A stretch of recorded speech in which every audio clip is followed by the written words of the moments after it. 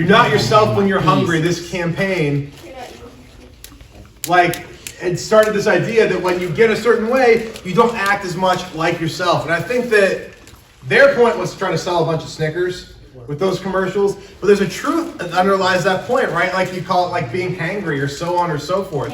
Like when you're angry or you're tired or you're hungry, you end up making decisions and treating people, anyway I do, a little bit differently than when you're like fully yourself and normal. You've had a good night's sleep, a good breakfast, you feel like everything is going well. If you're Hunter, when you've eaten like 2 metric pounds of meat. Metric ton. We all know what it's like when things are kind of in a good place where they're supposed to be. But we also know that we all have times where we're not working under those kind of optimal circumstances, where we are all kind of fluctuating up and down, and we end up kind of getting to some difficult extremes and places, and emotionally we can be all over the chart. And we're in this series talking about healthy habits, and today we're talking a little bit about emotional habits, a little bit about the things in our hearts that can help us to find more of a stability and a way to honor God with our emotions. And the question that we're going to ask today, we're going to look at a passage out of Matthew chapter 26. Maybe some of you were able to read it in connection groups and give it a little bit of an overlook. But in Matthew chapter 26, we're going to look at a passage out of Jesus' life, towards the end of Jesus' life and ministry on earth. And we get a really unique insight into kind of the humanity of Christ in this passage that we're going to read in Matthew 26.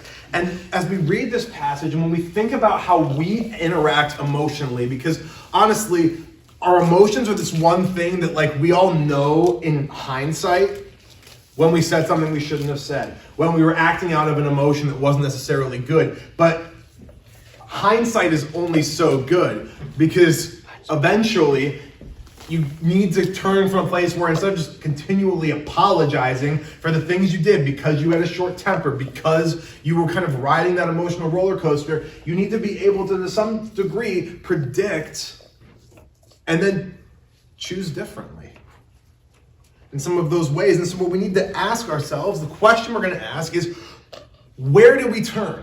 Where do you turn when you have kind of reached the limit of what you can handle? Because we all have those points, we all have those limits. Where do we turn when you're at the reach and the limit of where you think, what you think you can handle? Here's the truth. We're all going to reach the end of ourselves. And what we want to start to develop, when we talk about developing healthy habits, is that when we begin to look at passages like this, as we look to see, how can I honor God with my kind of emotional state? It's how do I not always end up at the end of myself? How can I lean and rely on God throughout these things? Because that's who we should be turning to. But the truth of the matter is, what we end up turning to is often something different, ourselves, our situations. We all know how we react. It's different for each of us probably, but for many of us, we turn into ourselves when we feel like we're at the end of ourselves. We feel out of control, and then ironically, it makes us kind of double down and feel like we have to be in more control.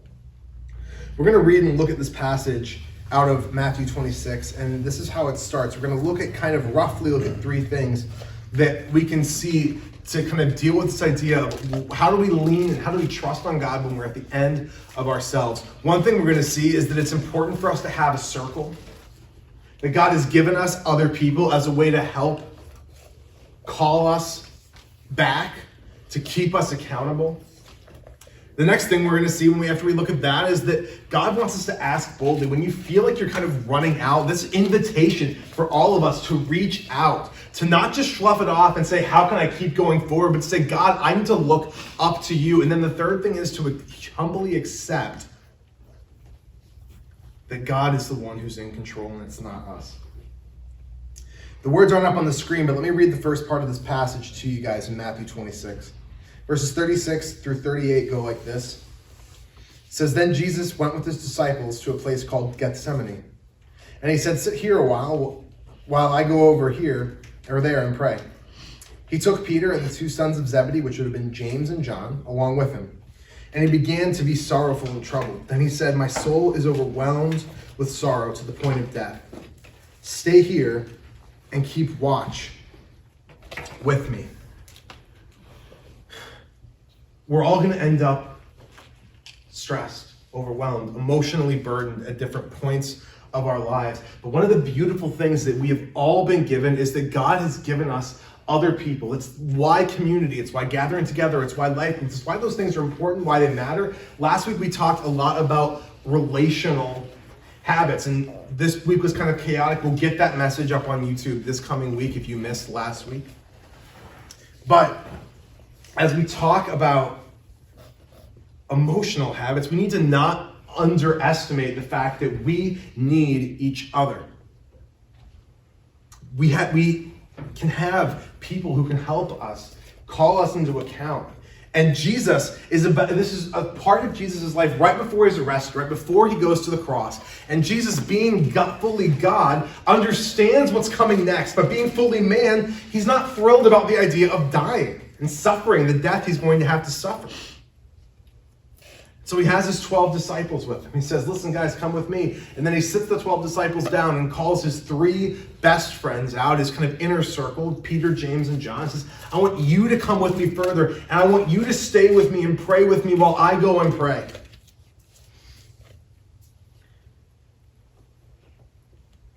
A circle of people who will be willing to lift up, build up us.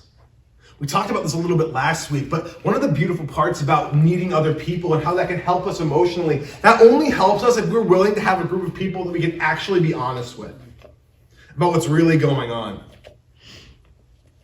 You know, we live in the social media generation where it's all about maintaining a good set of pristine streaks and making sure your follower count is nice and high. You can have all that stuff in spades with a bunch of people that you don't really know that well from Adam, aside from what you see on Snapchat or Instagram or so on. But you need people who you're going to let in. Because when we're just in our own heads, it just isn't good.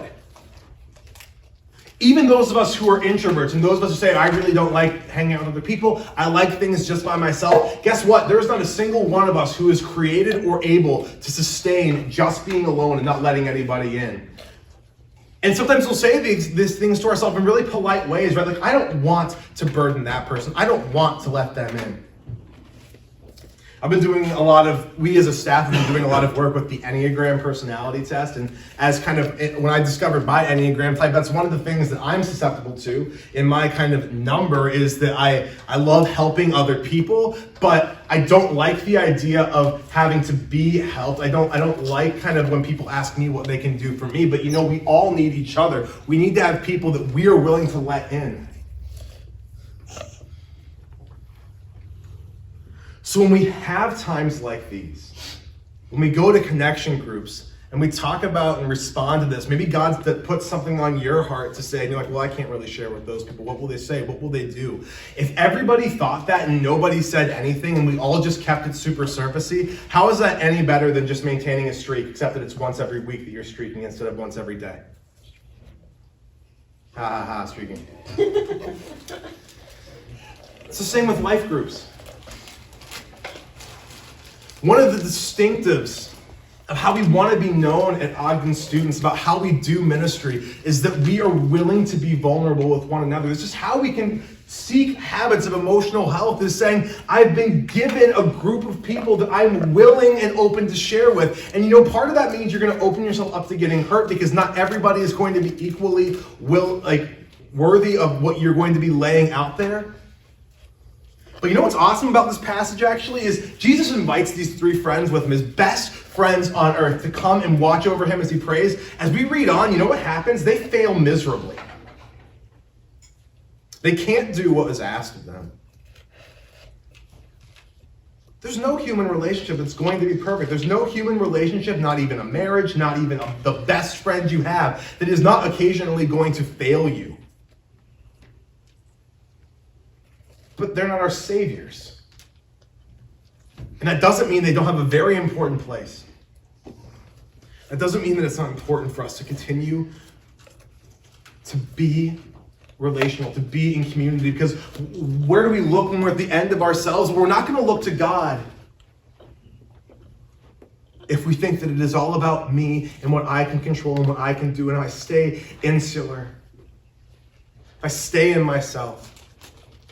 We need others, and we've been given others who can help push us along, people who are on the track with you.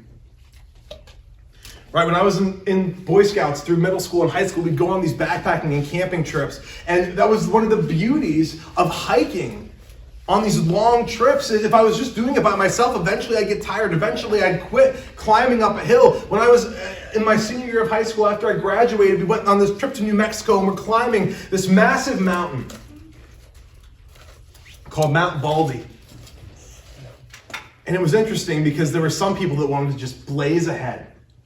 But there was one guy in our crew who wasn't maybe in as good a shape as everybody else, and so on. And he was hurting and hobbling and limping up that mountain. And the fact that nobody cared to wait with him and no one cared to help him, we need each other or we all suffer.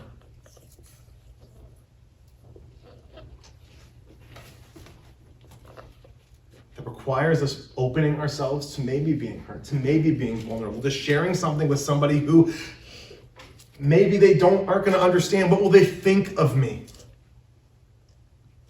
I think we all have those thoughts, right? What is somebody going to think if they knew this about me? It's not embarrassing. It won't make me look as good as maybe they'd think I'd look otherwise. Or my whole persona is that I don't care about anything. And if they knew this about me, they'd know I care about something. You know what you more often find in those situations is somebody is actually willing to love you, accept you, and say, actually, hey, I haven't gone through that exact thing maybe. Maybe they have.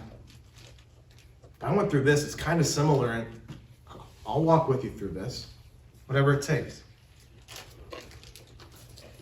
Yeah, it's safer and easier to avoid connecting, but an emotional habit that's important for us is to recognize we have a circle and to develop and build one. It's one of the things we want to be distinctive of how we do ministry here. Let's read the next part of this passage.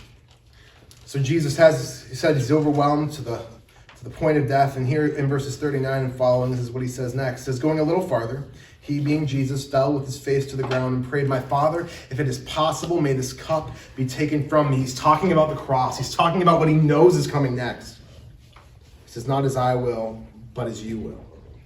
Then he returned to his disciples and found them sleeping. He said, couldn't you, men, keep watch with me for 1 hour?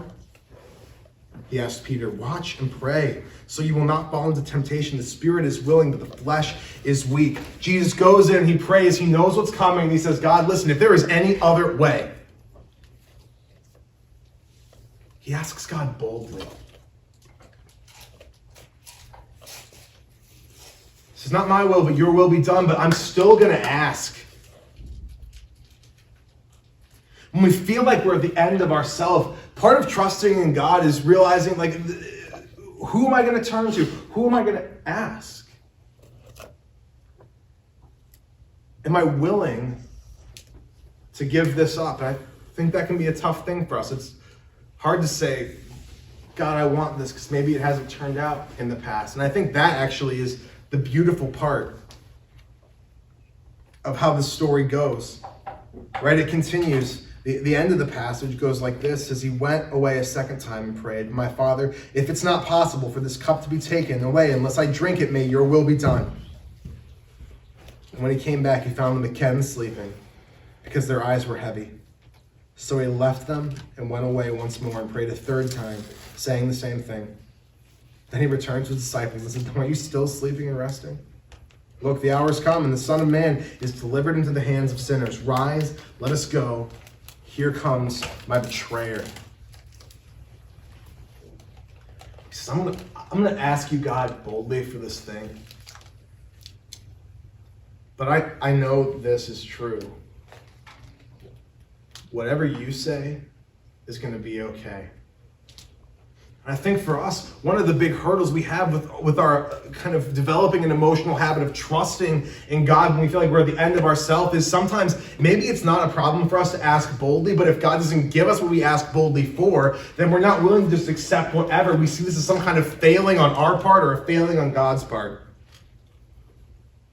I think it's interesting when it says, after Jesus prays the second time, it says he came back again. He found them sleeping because their eyes were heavy. So he left them and went away. Like the first time he says, guys, wake up. The second time he sees them and he just says, all right. Goes back, prays some more. It's like, you know what? This is what I wanted, but God, you're in control of this. You're the one who's in control. Is that where and how we feel tonight? Is he allowed to be the one in control of your life? Can we keep going to him with what's going on, with what's struggled with us, with what's hard and hurtful for us? But then say, God, it is still yours. Whatever you choose to do, that's what I will do. This is what I want. This is what I'm going to keep praying for. But whatever happens, this is where I'm going to stake my claim.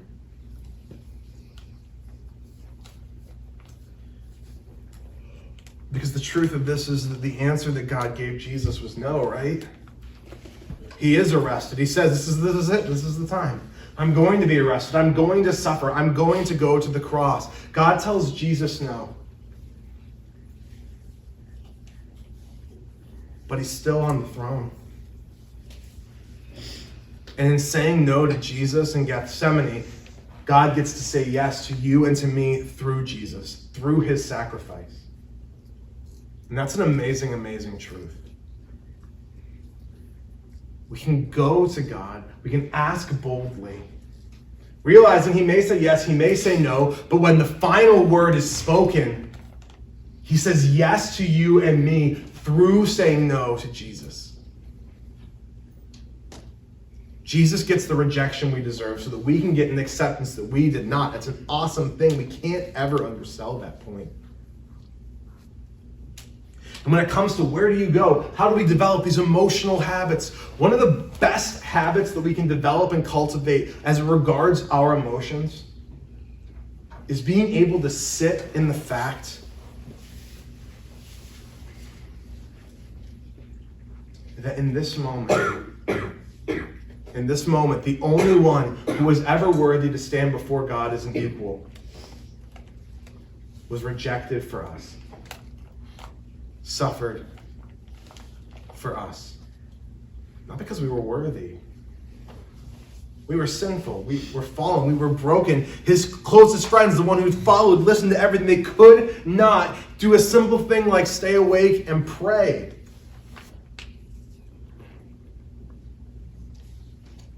But God, in his mercy and his glory, chooses, despite the fact that nobody could do anything right, he